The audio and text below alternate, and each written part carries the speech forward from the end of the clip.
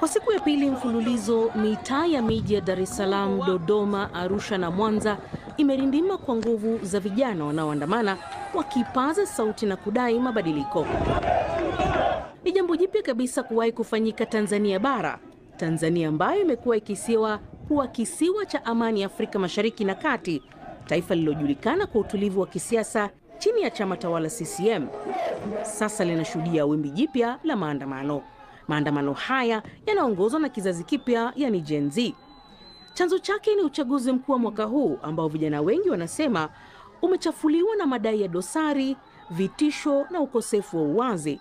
Mitandao ya kijamii ambayo kwa muda mrefu imekuwa jukwaa la maoni na mijadala hasi, sasa imenyamazishwa. Maandamano yamefanyika katika maeneo mengi na polisi wamekuwa wakitumia mabomu ya machozi na kuwakamata waandamanaji hao. Huku hao yakiendelea, huduma za interneti zimezuiliwa kwa siku ya pili mfululizo. Mitandao ya kijamii kama WhatsApp, X, TikTok na Instagram imezimwa au inafanya kazi kwa kusuasua.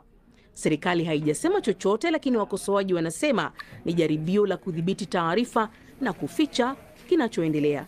Matokeo ya uchaguzi bado yanaendelea kutangazwa, huku mashaka yakiongezeka kuhusu uwazi na uhalali wake, hususan baada ya wagombea wenye ushindani mkubwa Chadema kususia uchaguzi chini ya kibwagizo no reforms no elections, na huku mgombea wa urais wa ACT Wazalendo akienguliwa.